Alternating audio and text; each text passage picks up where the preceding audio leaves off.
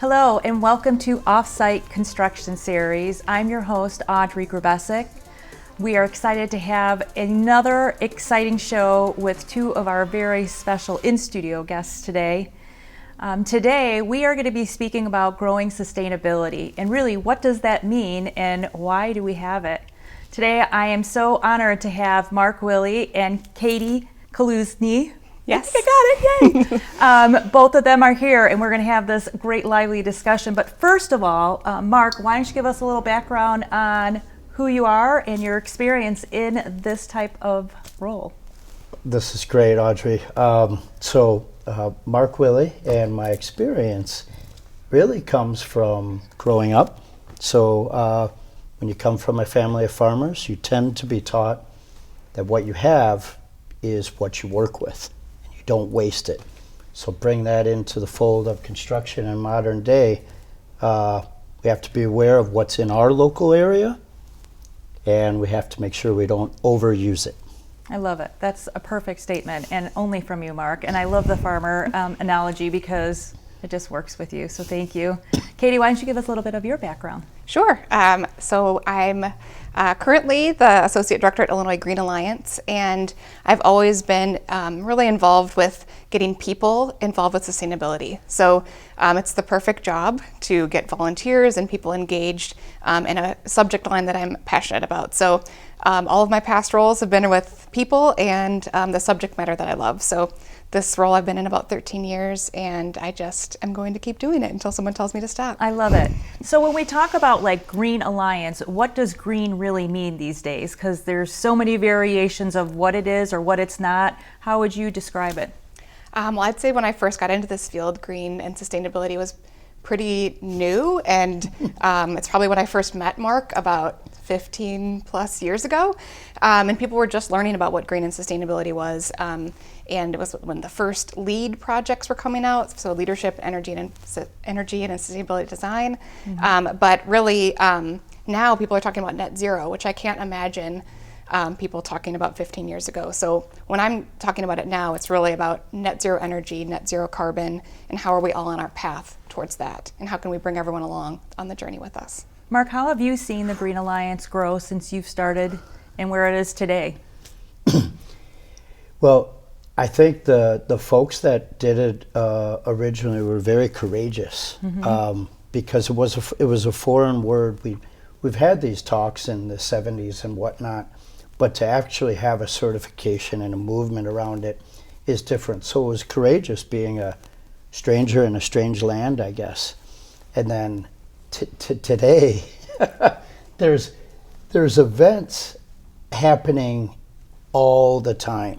So we used to search for an opportunity maybe once or twice a month, and now you really can't even keep up with your calendar. They're happening daily. So I think the fact that it's a household name means the folks that took the first steps mm-hmm. allowed everyone else to start running. And I love that because not a lot of people, so I'm in offsite construction, which is, there's so many different variations of what's happening in offsite, right? Anything that is not traditionally built on site is technically considered offsite, right? So mm-hmm. It can be built in a factory, it can be assembled on site. But the great thing about it is now we're seeing green get into offsite, right? And we're mm-hmm. seeing these different approaches of how construction is really working. And I love that you're in that space and you're making a difference and people are becoming more educated. They want actually better places to live. They want to do things that are better for the earth. They want to do things that are greater for the environment. And I love that that's really a great initiative what you are doing. And so can you tell me a little bit about your Neighborhood Power Project? Yeah, absolutely. The Neighborhood Power Project really came to be because of the involvement of our members at Illinois Green, having all the sustainability expertise back when Mark was saying the people that started it so and awesome. Have been living and breathing it forever. How do I take their expertise and their knowledge that they want to share with others and turn it into a program where they can do that without being weird and just approaching a building, So creating a program to connect that sustainability expertise with buildings that really need it is what we're doing with Neighborhood Power Project. So we're working with nonprofit buildings in the city of Chicago that aren't sure where to start on their sustainability journey. And a lot of their money is going towards operations and electricity usage, all of that. And how can we bring all of those resources together, provide them a plan and some seed money to move some retrofit projects forward in these nonprofits. And then in return, they've want to be a community educator. So we're It's teaching circular. them, and then they're bringing in their neighbors and their building members, people that they serve, and teaching them what they can do in their buildings as well. And how are you finding these nonprofits? How do they get to be selected? That is a great question. The program was a little bit harder to get off the ground during COVID, to be Sure. honest, when people aren't in their building as much. But we are having more and more success as people are getting back to a little bit more normal. Right. And so this program and people that are spending more time in their buildings, they want to make sure they're healthy as well. So they're having better efficient bills, but also that the air that they're breathing, everything about the building is healthy and efficient. And so we've reached out to buildings that have done maybe 1 or 2 sustainability projects in the past or inquired about it before and asked them, do you want to go further? And also we find community buildings that are really working with constituents in the community, really are this anchor in their neighborhood. So they have people coming in and out of there that really could spread that message. Approached first and excited to expand it.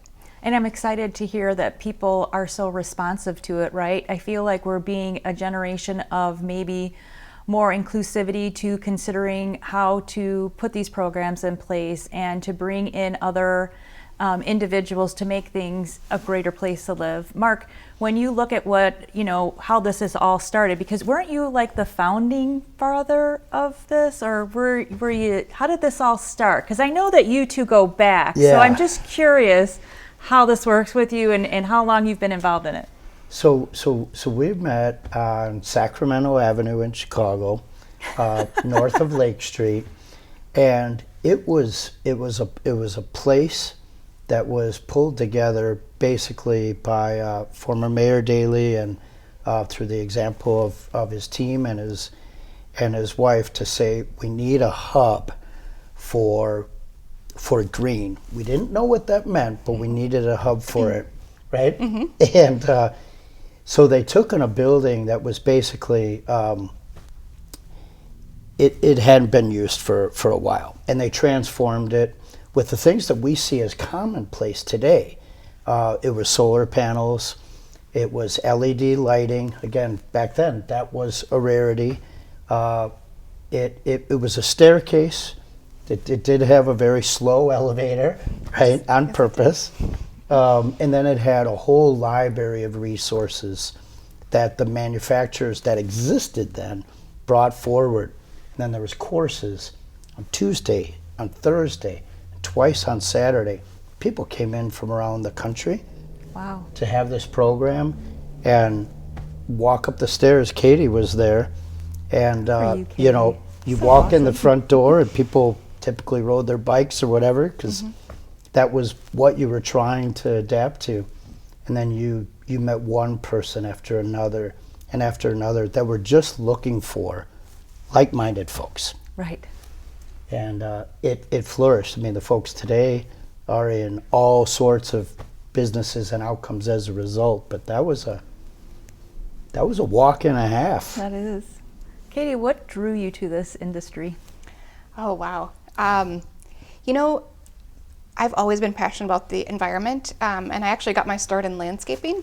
And I thought I wanted to be a landscape architect, to be honest. But I went to school and realized that this subject of sustainability and environmental best practices and natural resources management was really more where my heart lie, but also not the science end of it, like Mark, but the people side. And so I kind of fell into it, to be honest. I actually started working at the Nature Museum in Chicago and matching volunteers with these kind of sustainability experiences in a museum setting. And from there, I met Mark next at this Chicago Center for Green Technology, where kind of brought that green building side to the people as well. So when we talk about the weird science, what does the weird science really mean, Mark? Whew. It's So a big, expansive question in this small green space. the answer today is it's what's right to do, right? But love back that. then it was a little bit kooky. Like, what is it? Like, how do we define it, right? Well, and you have analytical minds searching for solutions to things that they're experiencing. So there was the advent of no VOC paints and stuff like that in your materials. So a lot of people that approach you were dealing with a lot of illnesses and sicknesses. And so sometimes maybe even their headspace wasn't right. And there was another group of people that researched things to the nth degree.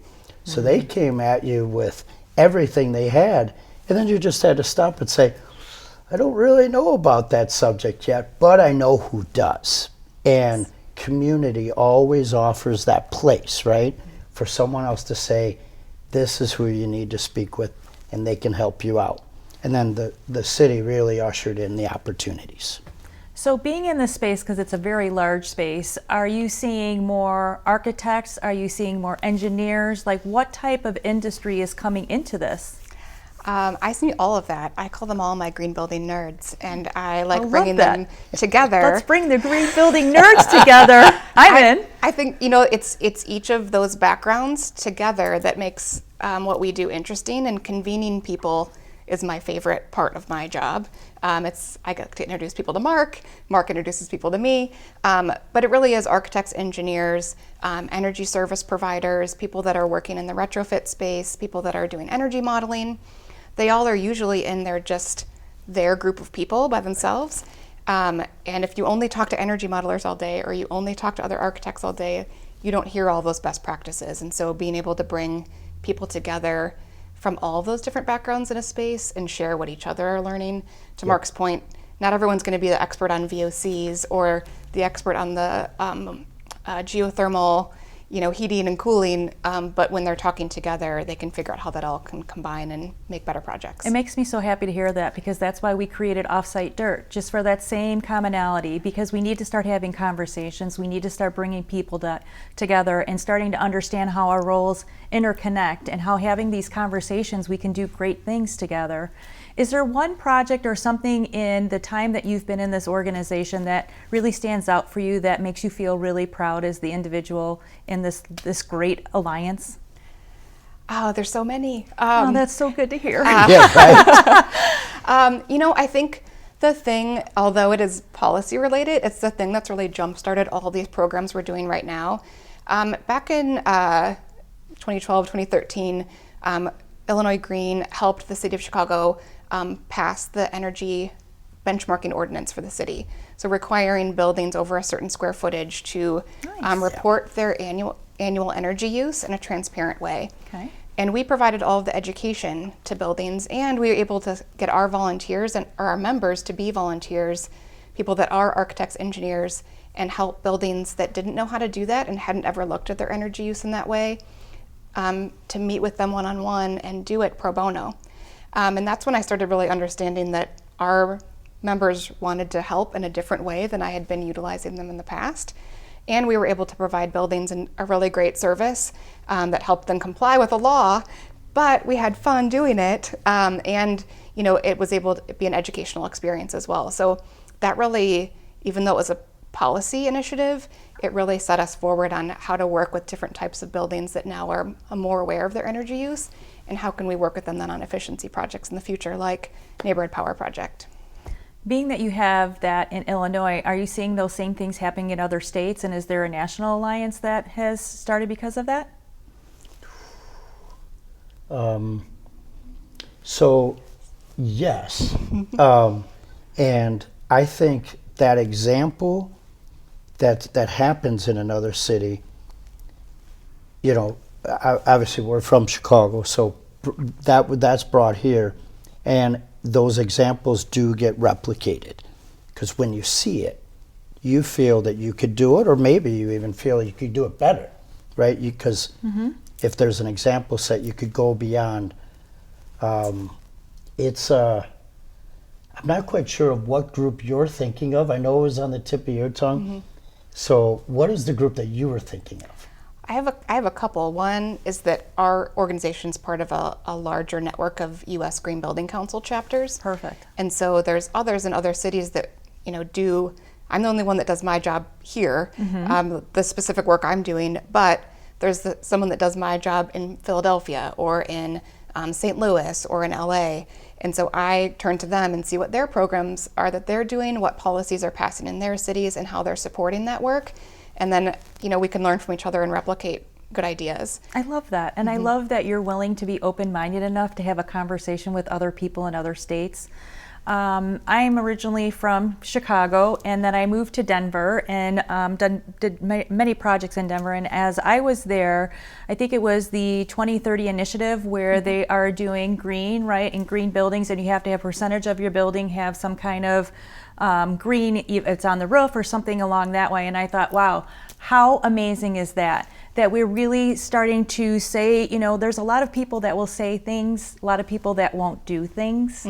So it's great to see big partners of what you have created and what your team has created to actually have that conversation and change and make a law about it, right? Or make this new agreement for people to start realizing that we do need to live better. It's all about our lifestyle, and it's all about, we want to keep humanity alive, right? And we want to be able to live our best lives. So I give you a lot of credit because I'm sure that must have been a huge take on, and for you to do that, Katie, is amazing. Thank you. I mean, it's just definitely been an evolution.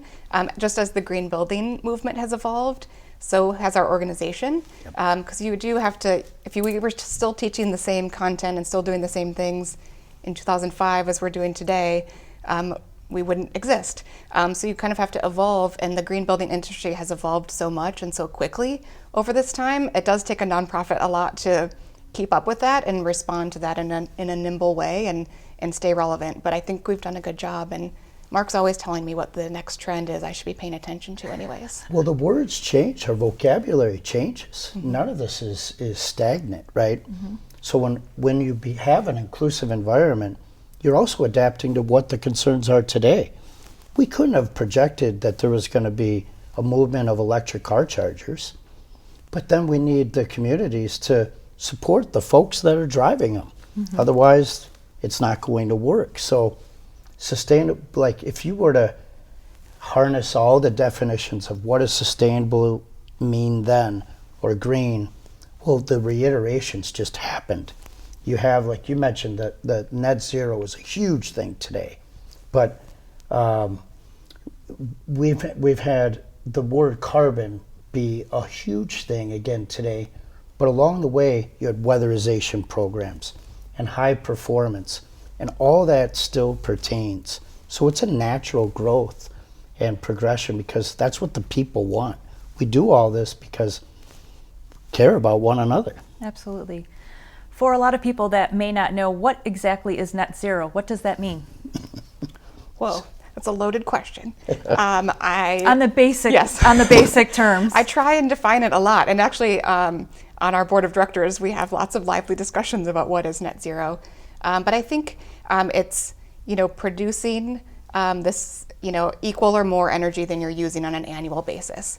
But there is net zero energy versus net zero carbon or net zero water, net zero waste. So there's a lot of aspects, and usually we're talking about net zero energy in a lot of the work that I'm doing right now. Okay. Yeah, that depends on who's in the room, because the materials that are found, produced into something and delivered, that is categorized as embodied energy or the embodied carbon.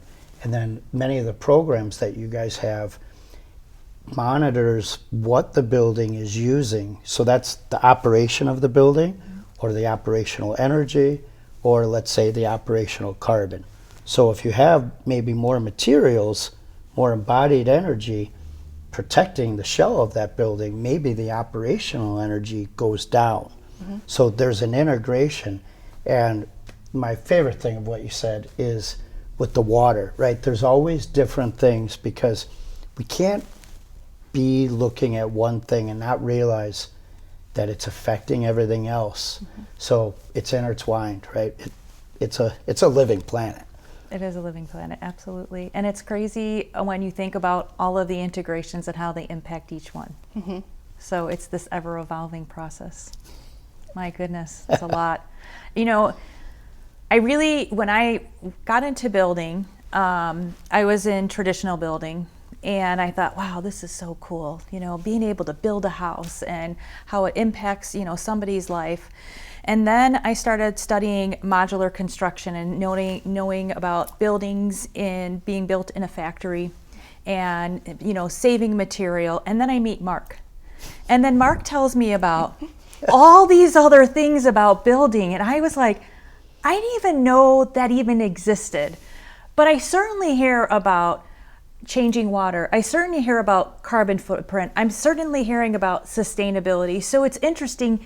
I've only known Mark for 3 years, but in that 3-year time, it's incredible the amount of things that have happened and the things that we're seeing as a society. And I feel like, in general, and this is just my opinion, I feel like we're slowly moving, where I feel like when I talk to my partners in the UK or I talk to my partners, you know, overseas in them, I feel like there's so much more elevation to what's happening. Why do you think it takes so much longer here in the US to have that same? Do you think it's more on the governmental side and that, or do you feel like we just weren't ready as a society to start having these conversations? Like, where do you feel that? Because it's expanding, right? And we're seeing it, but I feel like sometimes it's the governmental side because it's the voluntary you know, who are the early adopters, like we were talking about before, who are the people that are going to voluntarily go for a net zero project or do a deep energy retrofit or decide to make that very sustainable building versus being mandated to by a policy, which probably needs to happen eventually. And I think that's happened more places in Europe than it has here. And in California, when I talk to my colleagues that do similar work there, you know, their laws and policies are much more stringent. And so they've had to come up with programming and education opportunities and ways to help in a different way than we've had to here. But I look to them and I feel like that's the trend and what's coming. And so being able to anticipate that and plan for that in the future, I'm hopeful that there's more of that coming our way. But I think part of it is that how long you keep a voluntary program going before introducing a policy that builds upon it. I find it being choice. So here in the States, a lot of the leaders that have come from top down and from bottom up is from choice. In Europe, when the oil embargoes hit, it was out of necessity because the pure cost of fuel, in order to be able to take your school and your church and your home and make it livable, you had to be on the dime. It had to happen. And then, you know, the whole structure from the surrounding European areas, like outside of Sweden, they adapted other measures to reduce energy use, and that caught on. So here we know that is more considered almost a trend, but it's a necessity. So I'm often of the mindset of, if people say, what could we be doing? I say, let's look at what's already been done and let's see if that's successful. Because the last thing we need to do is create new ideas. Quite honestly, I think most of the ideas that we have today are already being done somewhere else. So we don't need to always replicate. You know, we've had 4 wheels on a car for a while. And, you know, we know that you don't have to rip it apart to work on it.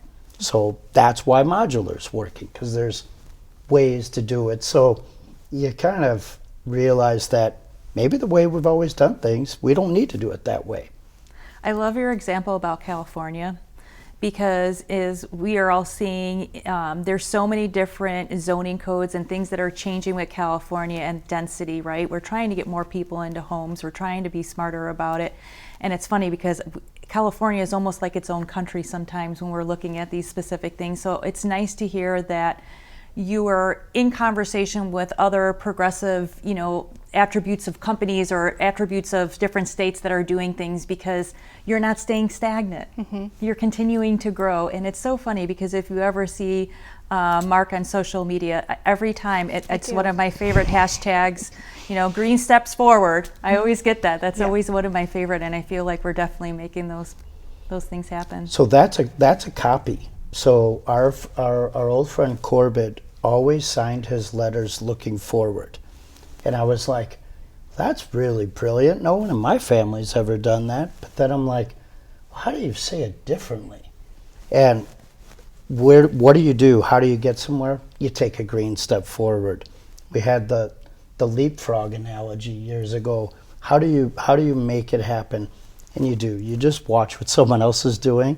It's like anything, right? Yeah. Someone makes a good potato salad. You watch them, you make a good potato salad. And I think it's also interesting. I talked to one of my colleagues in Oklahoma, and Marla is all about green and a green expert, and she's done massive amounts of studying. I mean, I'm just amazed by her background. And she goes, you know, Audrey, you really don't have to do that much. It's just little small steps. Like just paint your house without VOCs, right? Just small little things that we can do. Maybe you're not brushing your teeth with your water on the whole time, right? Mm-hmm. But we don't think about these little small steps that can impact our world so greatly. Are there any great suggestions that you have, is maybe one or two that impact you that you can say, hey, this is one small step forward? Absolutely. The one thing that I tell all my friends, even though it might be really nerdy, to tell them is to set their thermostat back by 2 degrees. It's not going to make that much difference in their comfort, but it's going to save a lot of energy. It's going to save themselves money. So when I tell people that my heat is at 68 and then I lower it down to like 62 at night, people think I'm crazy, but that's pretty much industry standard and what everyone should be doing. And similar in the summer, like I keep it at 78, and when I'm not in the house, I'll up it to 82. I'm not there. It doesn't need to be cooled the whole time I'm gone. So it's a simple thing, but anyone can do that and save quite a bit. That's a household thing, Right. you know, that friends can like relate to. Yeah. Yeah, because you're still creating the comfort, but you're cared about the energy. I remember, it's not something that I necessarily did, but I witnessed. This is going back to those early days when we first met.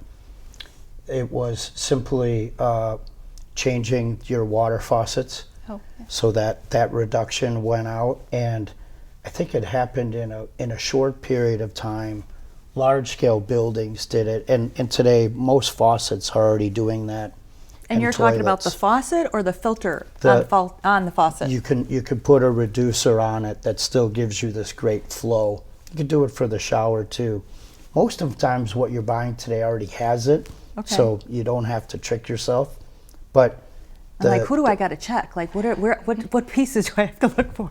well, the amount that comes out, the flow, you can actually look up the model of your faucet and you could check, but you can simply change the part of it, and that will make a difference. Before they had the dual flush toilets, people used to put bricks in the back of the toilet to take up less room, but that toothbrush idea and the showering idea is so much less water, and at the end of the day, most of what we're doing that might be in the wasteful category is because of a habit. You can change the habit, you just have to want to. So Yeah, and I go hear for it's it. like takes 30 days to change a habit, something like that. So maybe we just challenge everybody just to try something. And well, the fact that it's a conversation means it's a possibility. Absolutely, Mark. Absolutely. I love that. Makes me so happy to hear. What else is happening that's exciting for you guys in your organization right now? Well, although I've been working there for almost 14 years, our organization is going to be 20 years old next year. That's So exciting. it's pretty crazy that we've been talking about green building at this organization for only 20 years, but that it's evolved so much in that time. So we're really excited to celebrate that next fall in the November of 2022. That's so exciting. Yeah. And any special plans? Are you guys going to be doing something really creative or?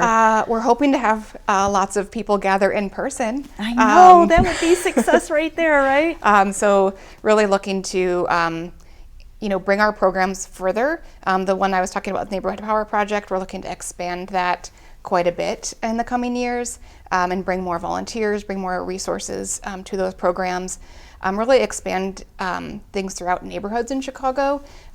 We've been focusing in the past many years on larger buildings, Class A office buildings, larger institutional buildings, and trying to really take that turn more towards an equitable lens to our work, and make sure that we're taking that expertise and knowledge that we've had over those buildings and bringing them to more buildings and more places and more people in Chicago, making sure everyone's benefiting from this green economy. I love that.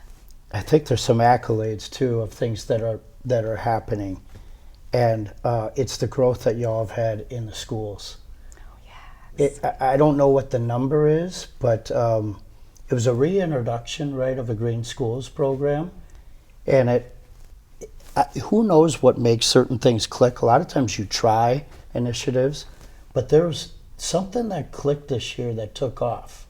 Absolutely. We also have a program called the Illinois Green Schools Project, and it's matching green building professionals as mentors to schools and classrooms that want to pursue a sustainability project at their school. So this year we have almost 40 schools in Illinois participating, Wow. That's awesome. which is really exciting. And we had even more volunteers apply to help those schools. So looking to get even more involved in the next school year. And it's just really great to be seeing the teachers and the students mixing with the green building profession in different ways, either helping with a project, also talking about their career and what they could look forward to as they grow up. And I think that's really where the next level of sustainability is coming, is from young people that are in school now. It really resonates with them, and the earlier we can talk about it and it becomes just the normal thing to do, I'm excited about the next generation, so really happy to be working with schools. I think that's amazing. And when you talk about that, just in general, what kind of careers can you have in this type of industry? If you were just going to name a few, because I know there's probably mammoths, right? It's growing, but I'm just Mark curious. has like 10 of them. So yeah. He could tell Mark, you which ones do you want to talk about? So the nice thing is it's already integrated in all our other careers. So of course there's renewables. You could work in renewables, but almost, maybe I live in my own lens, but almost every manufacturer has a category where this is the subject matter. So it used to be that we wanted the office itself to operate sustainable, and let's have a paperless office. That was a big trend, right? Which was great. Right, we're making some green steps forward. Green steps forward. Right. And then we had the recycling centers. Right, I remember and that. We had the bike racks. Yep. That is all completely normal now. It's abnormal to not see it. Mm-hmm. So talk about a new normal. That's a new normal, right? And then, so if you have all these materials that are healthier, well, basically existing industries and infrastructure are using that method. So a mechanical engineer before figured out their normal day-to-day job, and today they're doing it with different equipment, and now they're being more inclusive of fresh air and making sure that's there, because we have a change. And the change is our building is tighter. So we're caring about the air. We all know fresh air is a big topic. You really have to be under a rock to not think that it's important, right? We breathe. We want right, and fresh especially air. with COVID, we're all talking about what kind of filters we can get into our houses and what kind of systems and purification, right? I mean, yeah, I'd like to breathe in good air, right? We're looking at pollution, we're looking at carbon, we're looking at all these different things that are impacting that. So it's great to see that we're aware of it and trying to adapt and trying to change, right? Because we need to. Those jobs that are going to be there, when you just said that, that clued in what I was looking for, as, again, it's jobs that kind of don't exist in the same form today, but it's managing existing buildings and giving them the next bundle of life. So you compared earlier Europe to here. Well, let's face it, North America's new construction compared to the rest of the world already. These buildings haven't been around very long. But the way in which we built them then and the way in which we maintain them is different than what we know today. So these jobs that are coming out for the kids that are in the school programs are going to be big on taking the existing building and giving it a new life, maybe a new purpose too. That might very well happen. But I think that's going to be a big calling, and I think it's going to be exciting. We can't build our way out of a better world. We can't always create new. We have to realize what we have to take care of it. I agree. And, just in the construction side of it, because that's really where my brain always goes, I look at all of these, it breaks my heart with what has happened with COVID in general, right? It's a really horrible thing that we've all experienced. But I also look about all the restaurants that have closed, all these businesses that have closed, and we're going to have to repurpose those buildings. And we also need to start realizing, where are we going to be putting all of these people and creating density and creating opportunities for people to live in healthier spaces. So I know with what you're doing, it's going to happen. And I know with your schools and expanding into our younger generations, that's where it starts. So congratulations, congratulations on your 20 years, Katie. Thank you very much. Amazing work. And thank you, Mark, for being here. It's been a pleasure for having both of you here for this a little amount of time that we are speaking on Offsite Dirt. And I'm Audree Grubesic. I'm your host with Offsite Dirt. Thank you for being here. Here's another show to bring in some great cheer and some great understanding of what we're trying to do here. Thank you to the Illinois Green Alliance and for the conversation today. Thank you.